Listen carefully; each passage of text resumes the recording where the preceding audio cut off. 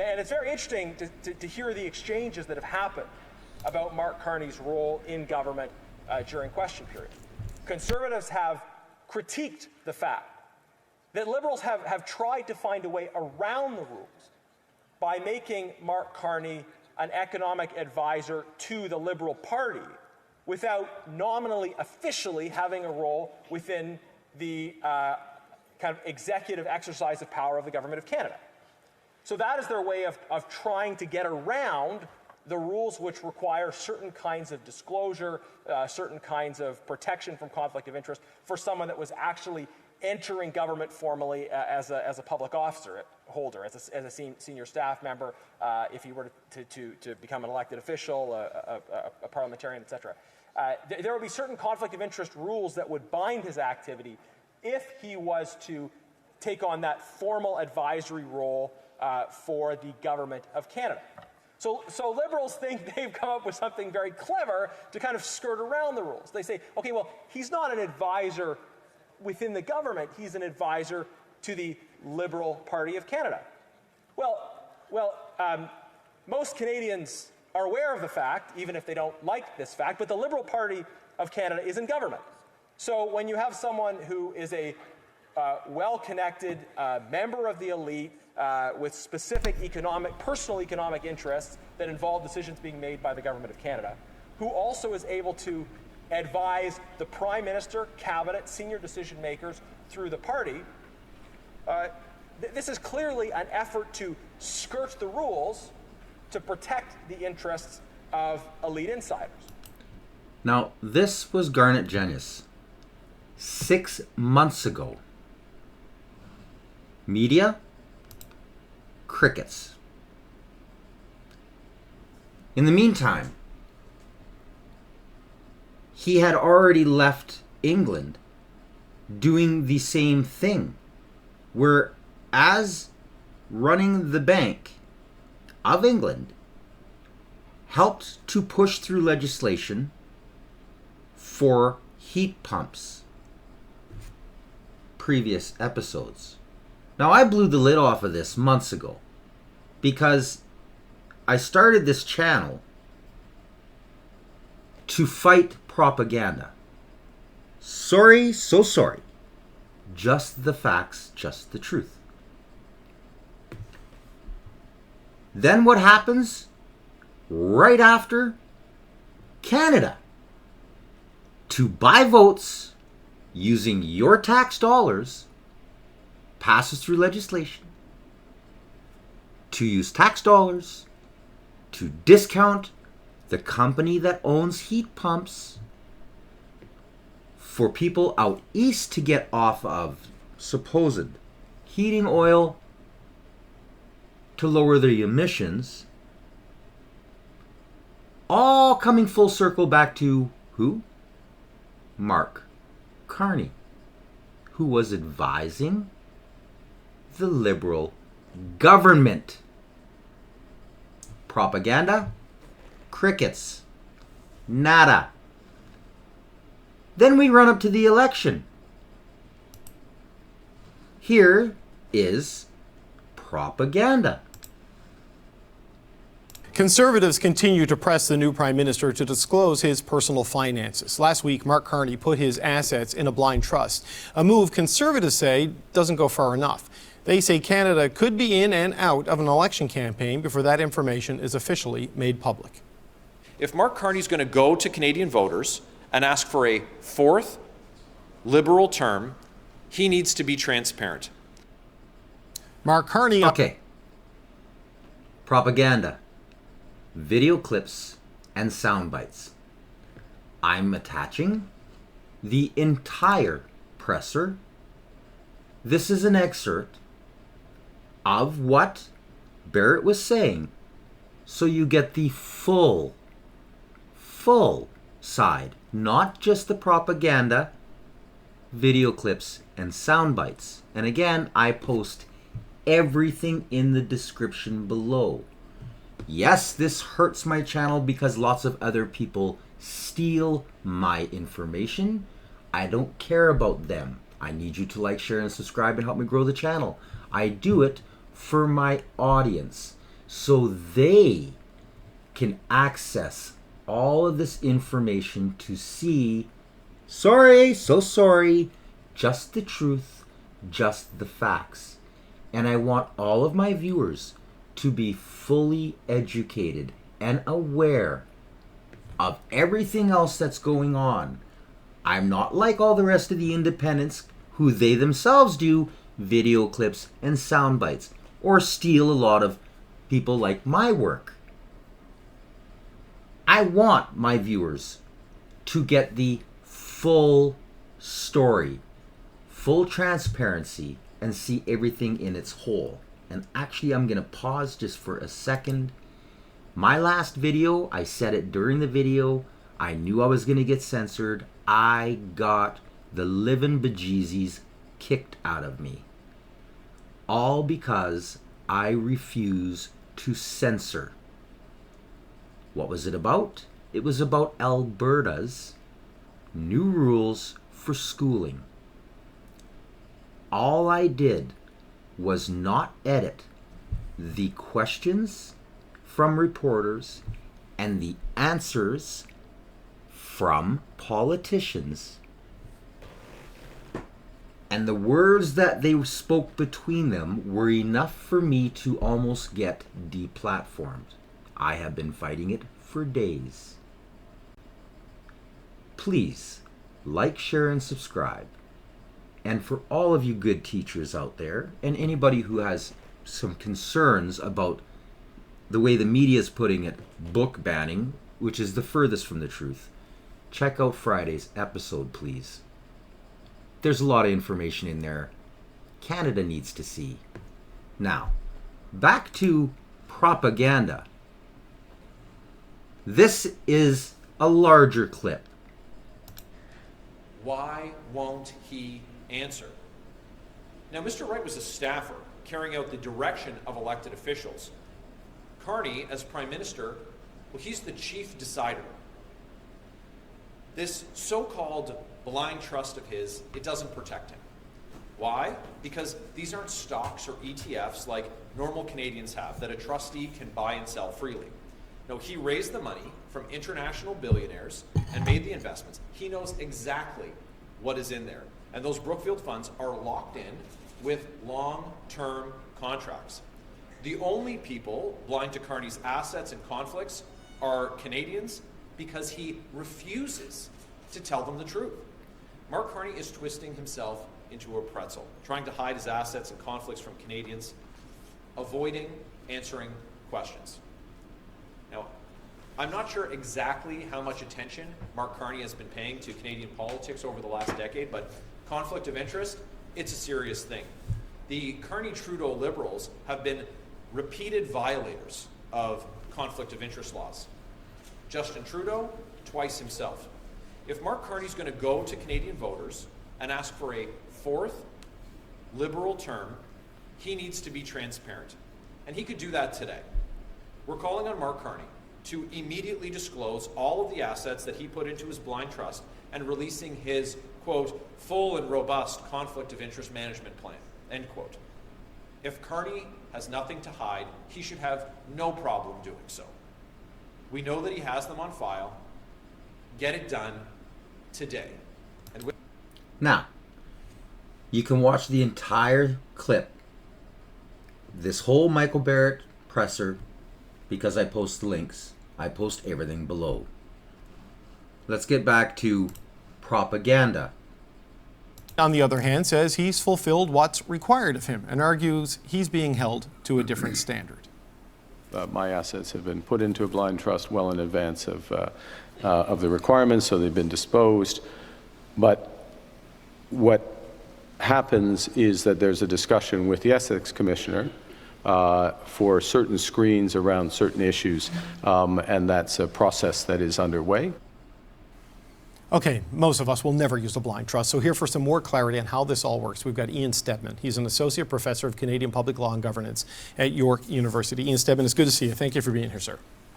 Thank you for having me on, David. Appreciate it. Okay, you've seen the political... Now, if you know anything about what's going on with CBC right now, Travis Desarnage has quit. Previous episodes. He explains exactly how people like this goofball, Q-Ball Cochran,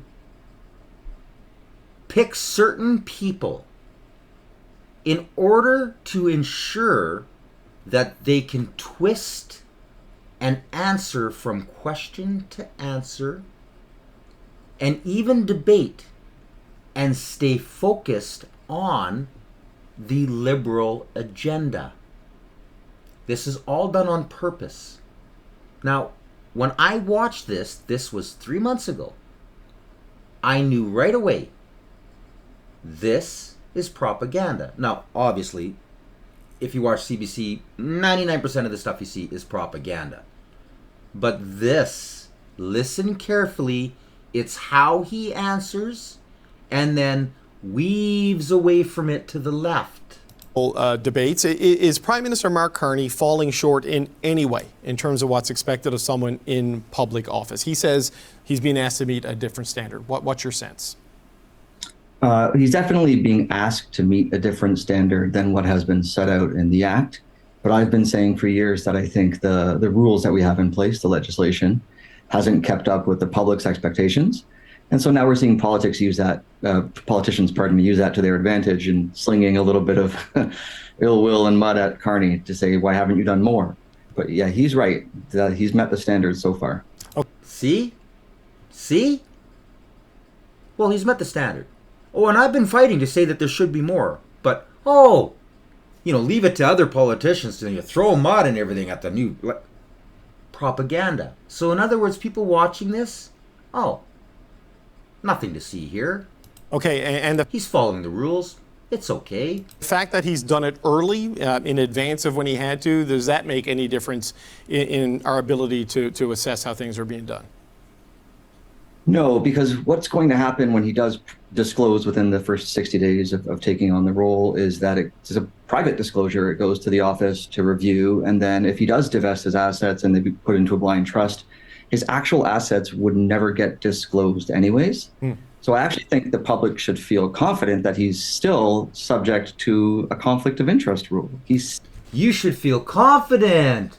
The system works. Your socialist system works great. You can feel confident in this guy. Still can't put himself in a conflict of interest. Okay, so I want to dig into that a little bit more, but is there an obvious extra step he could or should take at this point in time, or has he done everything he's supposed to do by the book? He's done everything he's supposed to do by the book. There's an argument to be made, and that's what is being made by the opposition, that he should publicly disclose all of those assets, regardless of what his obligations are under the law. What do you see as the... Now, crying shame how the leader of the opposition, Pierre Poilievre, sold all of his stocks, shares, liquidated everything.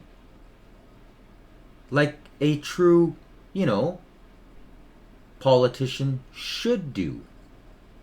He couldn't benefit himself in any way. Not like the liberals did, like with the pot legalization. When you get a whole bunch of liberals who are buying stocks and shares in certain companies on a substance that's illegal in a nation, including Bill Blair, a cop, who then run and win a seat. And what do? Legalize pot. Who do they legislate? What rules do they legislate? Just so happen to what? Benefit the companies that they all bought stock in. Mainstream? Crickets. This is how evil politicians, just morally inept, corrupted individuals, use positions of power for themselves. They don't care about you people. They don't care. All they care about is their pockets. The value of that. If he were to say, here's what I own, this much stock in this company. I mean, one of the criticisms was that Donald Trump will leverage it against him well, by putting it out in public, he can be leveraged, it seems to me. It's like, what is the value in a full itemized disclosure of everything he owns? I think in the current environment, This is very susceptible. Listen carefully. This is scripted to a T. You got to remember, again, previous episodes, I blew the lid off of this. The Liberal Party was using your tax dollars, running polls to figure the best way to get them reelected. They came up with the elbows up. They then fed it through their grapevine, made its way to Mr. Mike, who got up on Saturday Night Live and took credit for inventing this elbows up, Canada's not for sale craze. Support Liberals. Go and do an ad for the Liberals. Right? All of that was a lie. All of it was a lie. The Liberal Party was using your tax dollars to come up with this idea with the help of propaganda and actors and other famous people in order to make it look like this was a natural grassroots. And guess what? You got suckered, Canada. Make sure you like, share, and subscribe. If more people had the ability to see the truth, we would not have this going on today. Carney would never have been elected. The Liberal Party would have been where they should have, which is buried somewhere, hopefully losing party status, instead of where we are today. We're in big trouble, people. I mean, that's a really good point to make. I think in the broader environment, which is we want to incentivize people coming to public office and putting themselves out there, we're setting an interesting precedent. I think it's worthy of a much more robust conversation than just slinging at the new prime minister some mud when he takes office. But it is an interesting point to be made that Poilievre has made about disclosing before, so as a candidate, worthy of a discussion, I think. Okay. Worthy of a discussion, but nothing to see here. You ready? Are you ready? Fetch the ball. So here's the question I have about the blind trust and its operations. Obviously, Mark Carney is fully aware of what his assets are when he put them into a blind trust and then hands them over to the control of a trustee. Do they change? How quickly do they change? If he has stock in a company that obviously puts him in a conflict of interest, can the ethics commissioner or the trustee say, you've got to the trustee has to liquidate those and replace them? What happens to the assets once they are no longer under Mark Carney's control? Neither Mr. Carney, Prime Minister Carney, pardon me, nor the ethics commissioner will be dictating to the trustee what to do with it. Once it's in the trust, it's blind. The trustee will report back to the office with general kind of, this is what the assets are worth, not what the specifics of the assets are.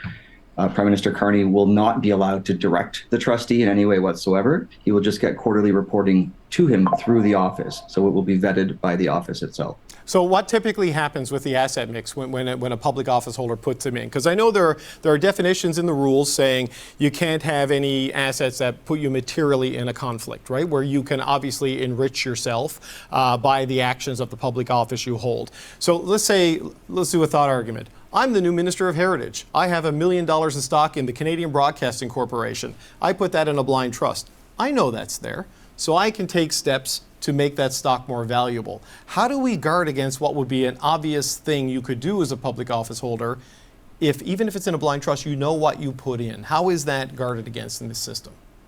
I mean, you know what you put in, but the idea being that you don't know what happens to it when it's being managed by someone else. So you should still, in your conversations with the ethics commissioner, put something in place that says you shouldn't be investing in this area or making decisions about this area if the ethics commissioner knows you have assets in a particular sector. But the idea with a blind trust is that once it's in, it could be sold immediately, and you really have no idea. You really are guessing. Right. So this guy... Propaganda Man 101. Okay, so this guy's trying to make it seem as though, well, it's all irrelevant because, I mean, the little investments that he's got, I mean, obviously we know about them now, and he can't change them anyways. The fact of the matter is, and again, propaganda doesn't want to state this, which we could clean a lot of politicians, both all sides of the aisles, every single party. If you're invested in the agenda of your party, that's already a conflict of interest. If these people did any research, like with the heat pumps, they would already know he not only broke conflict of interest when he was the Bank of England governor with heat pumps, he did it here in Canada with Trudeau with heat pumps. Who's invested into that? Well, he was. And so are his investors. He doesn't care about you. All he cares about is his investors. And if he is the head top Putin poot, do you think his advisors now that are running this blind trust don't know what the agenda is? You got to be a whole lot of stupid to come up with that answer. The worst part is the way that these people word it. People at home go, oh yeah, well I guess if you can't touch it, right? If you can't touch it. Now we have a compromised prime minister. This is what the media should have been saying on Friday when all of this came out. Instead, they have been crickets until today when Pierre Poilievre got on CPAC and had a presser. We all knew this day would come. Mark Carney's ethics disclosure revealing that, yes, in fact, the man who tried to portray himself as a saint does have conflicts of interest. Now, Oh yeah. that doesn't disqualify him from being prime minister. He owns a lot of assets, he has a lot of investments, and he has to recuse himself from many of them. But remember back before the election, there were journalists trying to ask him, well, don't you have any conflicts of interest? Shouldn't you release what your investments are now before the election?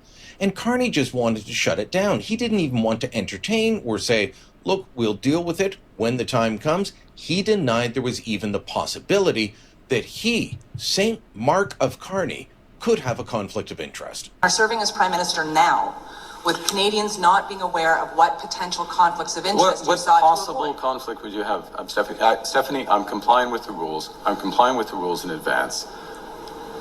Point final. So you say you are not going to any conflict of interest? Yes. You spend most of your time life in the private sector. There's no possible conflict of interest in your assets. It's very difficult to believe. Look inside yourself, Rosemary. I mean, you start from a prior of conflict and ill will.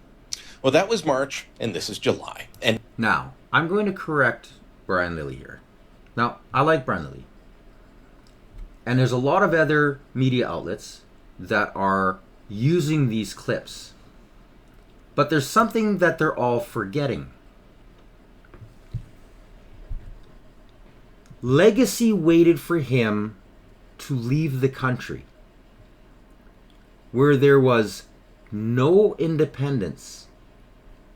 Then they asked him these questions, all in a compressed 2.5 day period. No answers came. They showed little video clips and sound bites. And when he got back to Canada, crickets. Not a word. Nothing. Zilch. Nada. Now, I've been studying propaganda for decades. I knew the second that these questions started happening, and the people they were happening to, Krause, Barton, it was a setup. This is propaganda. The journalists, supposed, were doing it on purpose.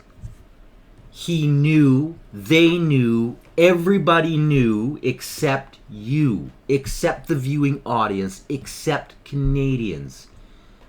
I jumped out of my seat, looked over at my wife and went, I told you Now watch, they're going to come back and there won't be a single question. I was right. This is propaganda. This is how they do it. Now they can say, oh, well, we did ask. We asked it, and we were tough on them. We were, yeah. In the meantime, there was nobody else to follow up. The whole sequence of events after that question came up should have been reporter after reporter after reporter saying, show us your investments. You should not be allowed to even be running for Prime Minister without showing us your investments. Ready? Get the ball. All these other media outlets are using these clips right now. Since Friday, they're like, see. They should be stating what I'm stating. That's propaganda. And now, let's get on with news. And now, the documents are out. We know the truth. Carney has 103 companies or entities, such as mutual funds, that he has to recuse himself on. That means if they're discussing anything in the government, at cabinet, what have you, where he or these companies could potentially benefit, he has to stand up, leave the room, let other people make the decisions. Some of these are massive funds, like the two that he set up, the green technology funds that he set up for Brookfield, worth 15 billion and 10 billion. They have a lot of assets and a lot of issues that government might deal with. There's companies like Westinghouse or companies like Stripe, the online payments processing firm, that could have been subject to the digital services tax that he just got rid of. Interesting. So, look, the ethics screen is there.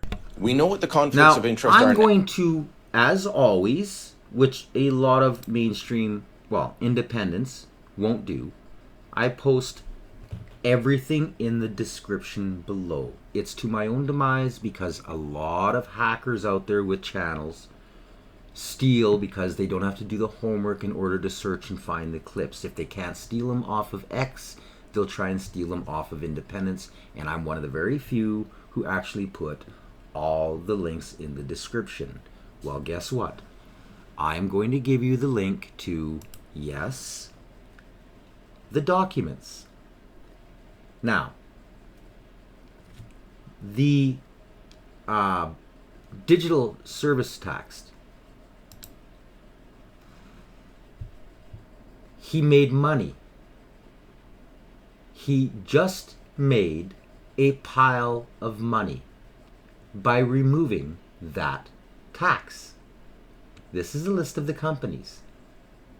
Keeps going on and on and on. Now, in these companies are a bunch of different, related to the digital services tax end of it. 13. And of these hundreds and hundreds of companies, you know how they work. Big companies own 10 little companies, and those 10 little companies own 100 smaller companies, and those 100 smaller companies own 1,000 even smaller companies, and everything's all done through numbered accounts and shares and da.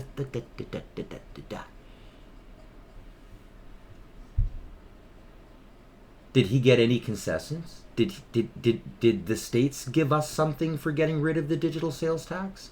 Now, personally, I've been against that since the beginning, because it's only going to trickle down and hurt everyday Canadians, let alone the legislation which would have censored even more of us. But no, he didn't get anything. He just gave it up. Why?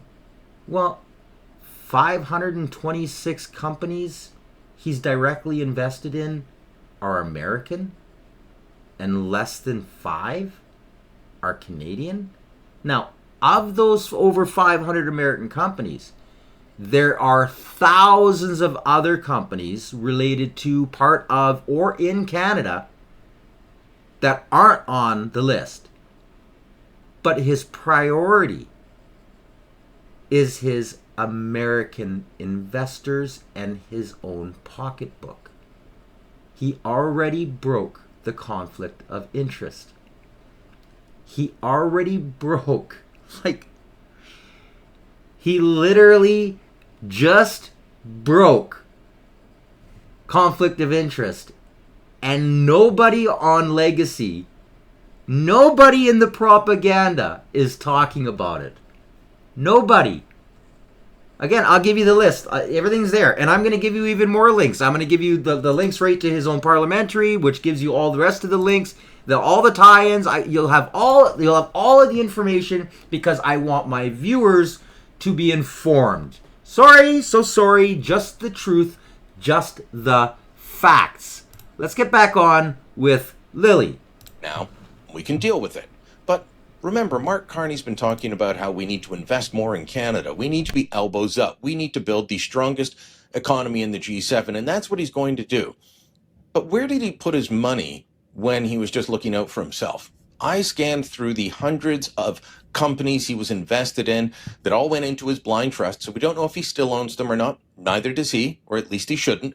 But it was interesting to see. American banks like Bank of America, it's on there. Well, so is Citigroup, so is JP Morgan Chase, so is Fifth Third Bank Corp, and a number of other smaller banks. They're all in this document. And no Canadian banks, though. No TD, no Royal, no Scotiabank, CIBC, etc. They're not there. What about airlines? Well, he's invested in American Airlines, Delta, United, Southwest. No Canadian airlines. This is a giant amount of stocks that he's invested in. Hundreds of companies. And very little Canadian content. That tells you that Mark Carney wasn't betting on Canada until he got the job as Prime Minister. But he wanted us to bet on him. How he's going to do over the next little while, we'll have to wait and see. Let me know what you think. Drop a comment down below. Now, share this. Everything how do I word this? Well, obviously he doesn't care about you, nor do the Liberal Party. But he's already shown that he's out to make money. If his first major negotiating tool was dropped without even some type of a gain, he's not fighting for Canada. Lily goes ahead and starts listing a few, Westinghouse and all the rest of them. These companies own other companies who own other companies. There's a few other independents that are doing a pretty good job breaking these lists down. I broke lots down in previous episodes. But the fact that the media isn't talking about any of this until today, because Pierre Poilievre actually says, hey, I'm going to have a presser on it. What is mainstream running instead? This is CTV. You can't make this stuff up. Data from Nanos Research, when it comes to public sentiment, Prime Minister Mark Carney's Liberals are pulling away from Pierre Poilievre's Conservatives. If you're a Liberal, you're looking at these numbers and there might be a little pep in your step. Nanos' weekly ballot tracking shows a double-digit gap. Just over 45% of Canadians favor the Liberal Party, while a little under 33% would vote Conservative. And for preferred Prime Minister, Carney is polling more than twice as well as Poilievre. All of the opposition parties are in complete disarray. So really? Are they? Is the Conservative Party in disarray? There's no infighting. Nobody's left. Nobody's crossed the floor. Instead, you have self-sacrifice. You have an MP giving up his seat, giving up his pension. No mention of this on mainstream. So that Poilievre can get back. You have Poilievre, who had an interview with CBC where he said, well, I told the truth. Carney lied. My riding, which was cut way back, ended up having a line crossed through it, which that's in itself another episode. I did dabble on it in previous episodes. The majority of it was government workers. And we know what their unions did, which we're going to let Franco Terrazino talk about here near the end of this episode. This is the propaganda that CTV is running. When Carney's ethics, he has more intent to break ethic rules, more investments that go against everything and everything that it is to be not only a representative, an MP, but a prime minister than all other leaders combined. The Liberals sure love breaking records. They don't just break the previous record. They take everybody's, like our debt, in 10 years, accumulate more debt than all other parties since Canada's conception added together. Well, Carney just broke that rule on the ethics sides with his investments. There is nothing this man can do or bring forward without helping his pocket and his investors. Nothing. That's how deep in the swamp Carney is. And here's CBC's take. Pierre Poilievre came out swinging today, criticizing Prime Minister Mark Carney on multiple fronts. At an Ottawa briefing, the Conservative Party leader outlined his calls for stricter financial disclosure rules. This comes as he prepares to run in a by-election in Alberta, hoping to win back a seat in Parliament. Poilievre was again asked to make clear his feelings about the Alberta separatist movement. Well, I disagree with separation. I'm a Canadian patriot. I was born and raised in Calgary, Alberta, and I understand the frustration. I still think that there's no other country in the world where someone of my modest origins would be able to make it to this place, and that's the story that millions of people have lived and relived from across the country. So we are united by that Canadian promise. But as I say, and I say it here, and I've been saying for years, we have to put a final end to this notion that Ottawa tells Alberta to pay up and shut up. And that's what Albertans have been told by this Liberal government for a decade. Their frustrations are entirely legitimate. Alberta is the #1 net contributor, per capita contributor to Confederation, paying more in tax than getting back in federal programs. The CBC's Rafi Boudjikanian is in Ottawa. He has more on the Conservative leader's demand for updated ethics rules, his upcoming by-election, and calls to move more quickly on critical projects. The main goal of the news conference certainly was to go after those financial holdings. Now, if we rewind to Friday, that's when the ethics commissioner publicly disclosed those assets that Mark Carney had placed into a blind trust after becoming Liberal leader, assets that were linked to his previous roles in the private sector as chair of Brookfield Asset Management. He'd also worked for a company named Stripe Incorporated on the board of directors there. And Carney had placed those assets into a blind trust. What we didn't know is what the assets consisted of. So with those disclosures, we found out he had more than 100 of these assets. The commissioner said that a vast majority of those were placed into the trust out of an abundance of precaution. That does not seem to be good enough for Pierre Poilievre and the Conservative Party, though. You hearing the tone? Propaganda. Well, and over 100, and well, it's all in a blind trust. But that's not good enough for the leader of the opposition. Instead of, holy cow, yeah, wish media would have pushed this more. Can you believe the guy's got over 100 conflict of interest corporations that we know of?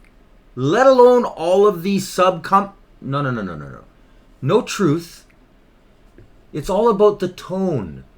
This is professional propaganda. They're saying Carney should get rid of those assets completely. He should sell them off. And furthermore, they're saying that the rules should be changed. The law currently allows a prime minister or a cabinet minister to basically divest themselves of assets that could place them in a conflict of interest by either selling them off or placing them into this blind trust, having this screen so that they can't make decisions about those assets. the Conservatives are suggesting the latter is not good enough. Now, we did reach out to the Prime Minister's office for comment about this, about what the Conservatives are asking for, and they did not really respond directly. Instead, they sent us a statement which they'd already released on Friday, essentially reminding people that Mark Carney has already followed the law as it exists right now. Oh, yeah. Oh, nothing to see here. Why not make the point of, while he's talking about what Poilievre is saying, say who he himself, Mr. Poilievre, sold all of his investments prior to running for Prime Minister. Oh, because they don't want Canadians to know that that's what somebody with moral integrity would do. They would sacrifice their investments in order to lead the country. That's a leader. No. This is propaganda. And Rafi, Pierre Poilievre was also asked about his support for the controversial Bill C-5. What did he have to say? Yeah, C-5 being the legislation. Okay. They don't get into it. They just don't get into it. So, here it is. Let's get into it. Thank you very much, everyone.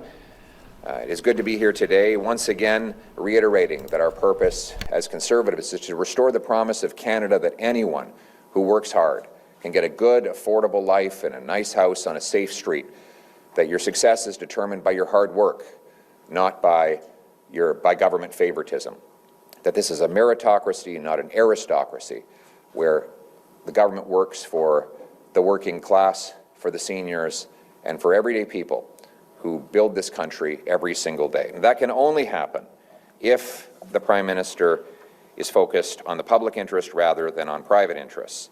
On Friday, we finally got a look at the Prime Minister's many financial interests that he kept carefully hidden throughout the election and about which he told numerous falsehoods during that same campaign. And so these are what the revelations tell us. One, that Mr. Carney was not upfront or honest with Canadians during the election. He made numerous false statements he would have known were false when he made them. Two, there is a cornucopia of conflicts of interest in these investments, like we have never seen before from a Canadian Prime Minister. Let me go through and document all of these claims one by one. First of all, during the election campaign, Mr. Carney said, and I quote, "I own nothing but cash and personal real estate, and that's not going to change in public life."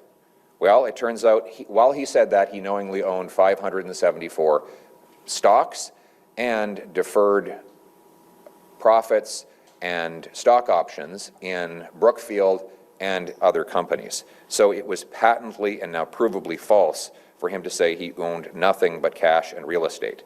Two, my assets are now in a blind trust, so I don't know what exactly is in there. That too is false. He must have known what was in that blind trust because he was the one that filled out the paperwork for the Ethics Commissioner to report those holdings. So he knew exactly what was in his blind trust, and he just did not want Canadians to know before they went to the polls. Finally, he said, and I quote, "I do not have a connection with Brookfield Asset Management." Well, it turns out that he has continuing stock options and deferred share units in Brookfield Asset Management. And these options cannot be sold, or at least not easily, and we have no reason to believe they have been. So when he said that he had no connection to Brookfield, he was stating a patent falsehood. Now, why should we care? Why should Canadians care about this? Well, Mr. Carney has shown in the past his willingness to use his political connections in order to profit himself. For example, he said, let me see here, he gave public endorsement of Westinghouse in the leaders' debate. Westinghouse is a nuclear energy company which Brookfield is invested in. He has announced he's going to spend billions of dollars on modular homes. Brookfield is invested in modular homes. He says he wants to subsidize heat pumps. Brookfield is invested in heat pumps. He says that jet fuel, in the past he has said that he helped influence regulatory changes forcing aviation companies to buy certain kinds of jet fuel that one of his companies was invested in, so that air passengers have to pay more for their airline ticket to subsidize this specialty jet fuel that profits a company in which Mr. Carney had a financial interest. And the list of potential conflicts goes on and on. How can he possibly be involved in developing a budget when all the tax policies could impact on his investments directly or indirectly? How could he address things like competition policy when his companies might be impacted? Then there's, for example, the digital services tax. The digital services tax is paid by some of the companies that he is invested in, and therefore he has a potential or perceived conflict of interest in that as well. So Conservatives are calling for two things today. One, we call on the Prime Minister to come before you and explain the contradiction. How is it that he was telling Canadians that he only had real estate and cash when he knowingly had stock options, and other deferred benefits? How is it that he claimed he didn't know it was in his blind trust when we now learn that he knew exactly what was in that trust? And how is it that he said that he had no financial interest in Brookfield when he knew exactly that he had stock options and deferred share units? Finally, so we want him to explain why he told Canadians the opposite of the truth during the election campaign. Second, we're calling on the Prime Minister to sell his investments, turn them into cash, hand them to a trustee who can invest them in a way that is completely blind to him, so that he does not have any knowledge of what he owns. That is the spirit of a blind trust. A blind trust is meant to be something that the owner does not know anything about. That's what it means to be blind of the assets. But right now, Mr. Carney is clearly not blind of what he holds, because even we know what he holds due to this disclosure. And this will put him in an impossible position where he will be conflicted at every turn. So either he will have to get up 3 or 4 times every cabinet meeting to avoid stumbling over the 100+ potential conflicts that the Ethics Commissioner has identified, or he will act in the cabinet to potentially favor his own interests. Neither of those possibilities is acceptable. And so, again, we call for him to explain the falsehoods, sell his holdings, end the conflicts, work for Canadians. We need a Prime Minister whose only purpose is serving the Canadian people, to reverse the massive damage Liberals have done, to reverse the out-of-control immigration, inflation, crime, debt, and our spiraling economy. And here we are, a Prime Minister who's going to be constantly distracted by his private interests when the public interest is in such desperate need of attention. Look at how bad things are in Canada today, and getting worse. The debt is growing faster under Mark Carney than it was under Justin Trudeau. Mr. Carney is spending more in his first budget bill, his first financial bill, spending more than Justin Trudeau was spending. The deficit looks like it could be even bigger under Carney than it was under Trudeau. We have rising unemployment, a crisis of jobs for our young people. Housing is still unaffordable, and Mr. Carney has so far kept the unsustainable immigration numbers that Justin Trudeau left behind, numbers that are overwhelming housing, healthcare, and jobs, that are dividing our country and breaking up any notion of integration. We need a Prime Minister who's fully focused on undoing the damage that the Liberals have done, not continuing that damage and focusing on his private interests. Conservatives stand ready to help. We will propose amendments to the ethics law that will make these changes that I have just called for, make them law rather than just good practice. We want this to be once again a country where the leaders work for the people, where hard work pays off, where government is on the side of everyday people who work hard, pay their taxes, and play by the rules. Thank you very much. Thank you. We'll now take questions from the floor. Hi, Mr. Poilievre. Simon Tuck from National Post. Hi, Simon. You've had some time since the election to contemplate and think things over. Any plans to do things differently, either in terms of your team or your approach, anything like that? What? What? What kind of a question is that? Yeah, look, every election comes with lessons. We want to continue to work hard to reach out to people. We want people to know that, what? Our mission remains. What has that got to do with the presser? Okay, let's try the next reporter. Maybe they're serious. Hello, Mr. Polyev, Stephanie Levitz, The Globe and Mail. Nice to see you. Your party voted in favor of Bill C-5, and as I think you know, Mr. Carney has a meeting this week with First Nations leadership to go over their concerns with the bill. I wonder if you could articulate why you see the legislation as being respectful of Indigenous rights. You voted for it. What's that got to do with Carney? This entire presser. Propaganda, people. Let's try the next reporter.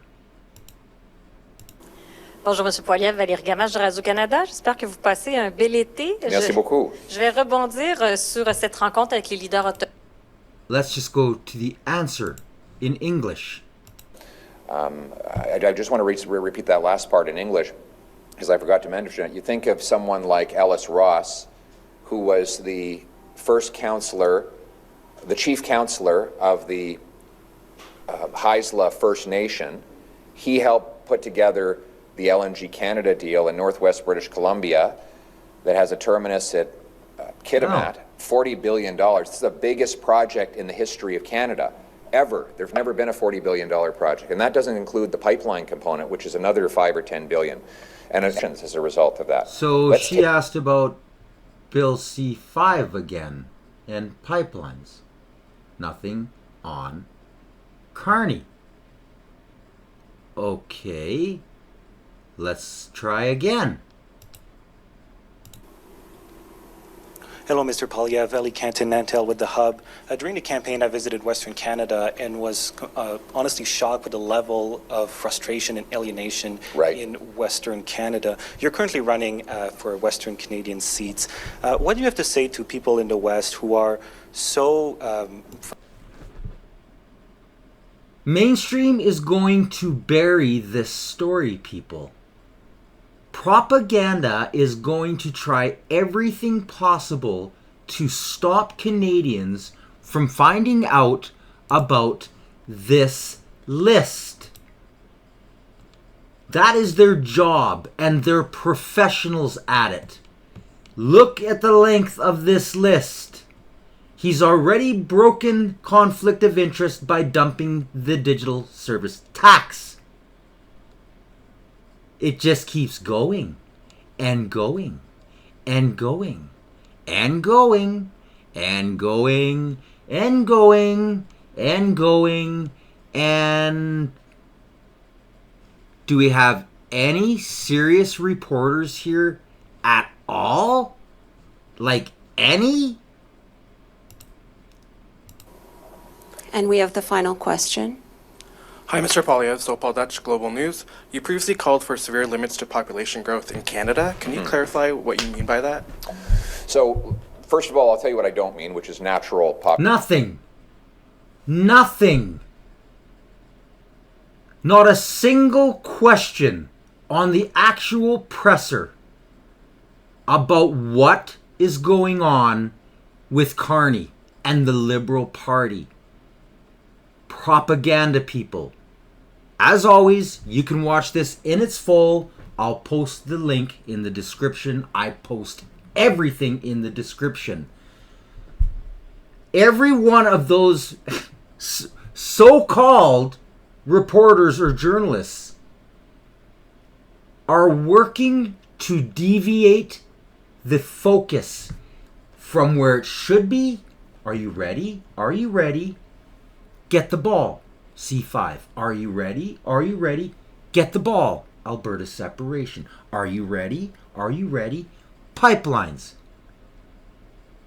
Nobody's talking about the bullseye right in front of them that every single Canadian should know. Propaganda. All propaganda. Now, should we forget about this?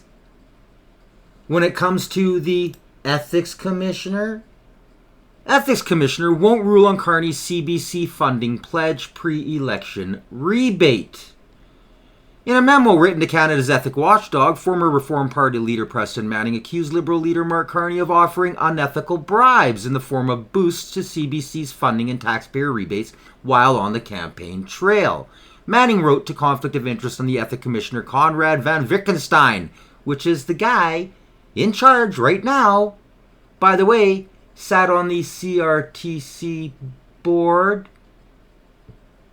Aha. Propaganda. Asking for an official opinion of two of Carney's latest spending promises. The first issue raised was Carney's pledge to increase CBC's annual budget by $150 million. The second concern involved a proposed $4 billion carbon rebate payout to approximately 13 million Canadians, potentially landing in voters' bank accounts just before the April 28th election. In his response, the Commissioner did not denounce the programs. The Conflict of Interest Code for members of the House of Commons does not apply during an election period, as incumbents are no longer considered MPs for the purposes of the code once Parliament has dissolved, wrote Van Frickenstein. Mr. Carney will be subject to the code after the election if he is elected as an MP. Manning has warned that a failure to address such political tactics could erode public trust in Canada's democratic institutions. Do you think unethical practices are one of the main reasons why citizens are so skeptical about elections? I doubt that the public will be as willing to overlook the unethical nature of the Carney Liberal bribes as the Ethics Commissioner, Manning told True North. What if citizens start setting up a Go Bribe Me accounts? Will those be overlooked too? Gotta love Preston Manning. Then you have this, the reality of Canada. British Columbia politicians love to talk about universal health care, but what they don't talk about is universal suffering. Because in the Interior Health Region alone, 1,586 patients died last year while waiting for medical imaging or elective surgery. Not while being treated, not in recovery, they died waiting for the help that never came. That's Interior Health only. That's BC people. Just BC. This is your socialist healthcare. These numbers, however, weren't released voluntarily. They were pried loose through Freedom of Information requests filed by secondstreet.org, a think tank doing the work the media and health bureaucrats won't. Let's look at what the government doesn't want you to see. In 2024-2025, 1,364 patients died while waiting for diagnostic imaging, the scans and tests that doctors use to identify strokes, tumors, aneurysms, and cardiac abnormalities. Here's the breakdown.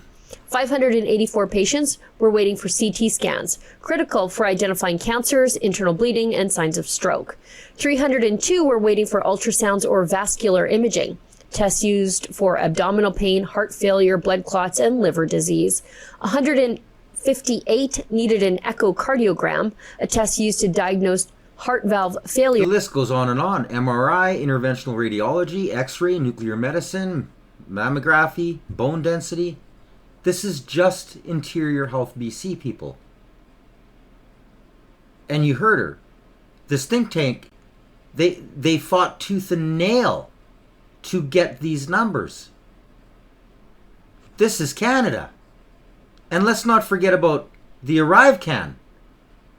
You want to see how corrupt the system is? At the heart of pandemic profiteering is the scandal of ArriveCan, more aptly known as Arrive Scam. It's the Liberal government's $63 million fiasco that enriched cronies while the rest of us were forced to succumb to a state-sanctioned surveillance system under the guise of stopping the spread of COVID-19 if you wanted to travel. It all boils down to the ArriveCan investigators' report, the one that Conservative MPs have been begging to see.